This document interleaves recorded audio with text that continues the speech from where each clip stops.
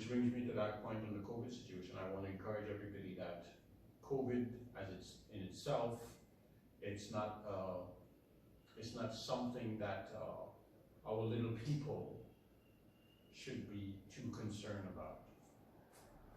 It was not something that originated in the backyard of our alley, and as the United States government said some time ago when speaking about what we call shithole countries and things like that, the virus did not come from either of those places. But unfortunately, it has begun to affect most of the people from those places for some reason or the other. I think we're in a good position in the islands because we are not in a part of this sort of biogenic world war that is apparently going on at this time. I think our country should open up, which brings me to that point. As far as Caribbean islands are concerned, I do believe that certain islands and certain countries are now to be considered essential countries. And these essential countries should open up. And they should open up on the premise that if anybody is coming to your country, they should perhaps visit your embassy in the country that they're leaving to come to your country and certify that they have been in anywhere from a 10 to 14-day quarantine. Either that, or when they come to your country, they'll have to go under the 14-day quarantine, and they'll have to, and it'll be an additional cost to their stay. But I do believe that this phase 1 and phase 2 and phase 3 is a first world thing. It's not a third world thing. And third world countries at this point in time are essential countries, and they need to open up. And if they put these mitigation priorities in place, they will be able to open up. It is a once-in-a-lifetime opportunity so that they can level the bar and give themselves an opportunity to be successful and to grow their economies similar to that of a first world. Third world countries should not sit around and wait for the mitigation in the first world country where the virus was not born in a third world country.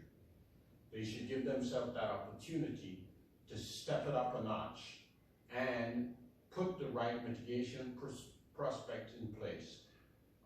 Our third world countries have a lot in this to lose. And sitting around and looking at what's going on in a first world country, right, whether it's Brazil, China, Russia, the United States of America, London, the UK, where have you, even places like Dubai and Egypt and so on, are somewhat inclinated to position themselves to be more of the leaders in this epidemic. And they consider themselves to be more advanced than little islands like TNT. So I encourage little islands like TNT to open up, open up. Just put your mitigation procedures in place. Our people have a natural ability to be instinctive and be intuitive. We can sense a cough, we can sense a sneeze, we can understand if someone is not particularly well. We're not hoping that that is the case because we're not scientists to define an asymptomatic person versus someone who's been tested positive.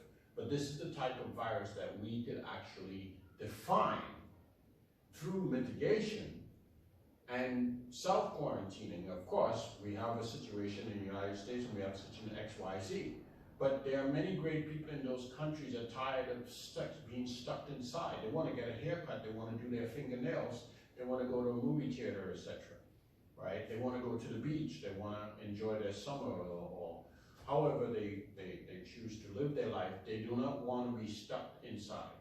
And we're talking about a second and a third and a fourth wave and so on, which I have no doubt, right? Because the virus of itself is similar to that of an aerosol type of a thing. We're talking about droplets and so on.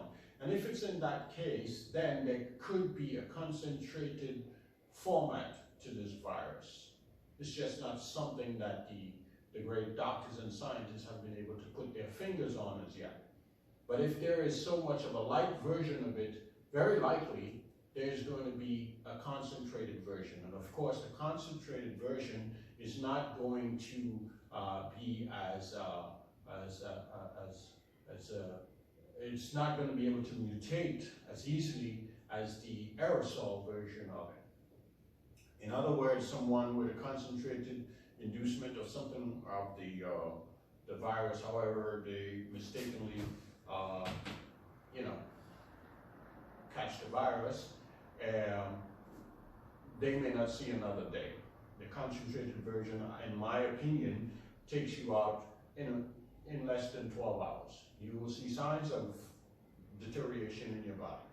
I think there's been examples of concentrated type of inducement of pneumonia type disease or poisoning, whatever they call it, and we've seen it by what has claimed to be a Russian spy in the UK, and where the Russians have been able to get to that person, and we've seen it in perhaps in the airport or something like that, something to do with Kim Jong-un and his Korean uncle and stuff like that. And the minute they touch their faces, they're out of town, they're gone. They didn't have time to spread it because it's a concentrated format, and in my opinion, that is the same virus. However, that does not negate the point that there are different levels of this virus that could mutate itself depending on how it's applied. My thought in theory in defining this virus, from time to time I call it the implant virus. And it being an implant virus, then of course you can do the math. How it's implanted, how it's induced, how it's spread, and so on is not particularly by the dust of the wind or the Sahara wind, etc., right? We just have to practice vigilance. Good, everybody's wearing masks in the United States of America and most of these countries at this time. Why we're wearing masks? It's not because we think the mask is going to protect us from a version of this virus. It's because if a version of this spread needs to really exact itself and in our communities ever again, then it would be less susceptible to take over, especially if most of us are wearing masks. So some may get it, some may get a heavy dose, some may get a lighter dose, whichever, and so on. But it gives us an opportunity to not only mitigate, but to track and trace the possibility of its spread from its initial state. And again, from what I'm understanding, this is the type of virus that someone could cough in a plastic paper bag, or paper plastic bag, and seal it and put it on your garbage desk, and you come out to take your garbage up and you touch it and then you open it up and you put it away and then you touch your face and you get the damn virus. So this is why there's very likely to be a third and a fourth, because it's everybody's weapon. The small and the bigger person, this is their weapon. Every country that has elements or tools to secure themselves against this virus can actually find a way to use this virus to intimidate for their own selves, for political reason, whatever, right? But in other words, this is not a virus like a cold, as some people try to say from time to time. This is a virus that is carefully in place. And this is one of the reasons I believe this virus is going to be here for a very, very long time to come. And as I said, there could be versions of it. But again, how the first world countries deal with this virus is left totally up to them. How the third world countries need to deal with this virus, they need to be given the opportunity to become what I would like to determine as essential countries. essential islands. They need to open up because people need to go somewhere to relax and spend their money because they're not sick. Simple. So moving on. I think,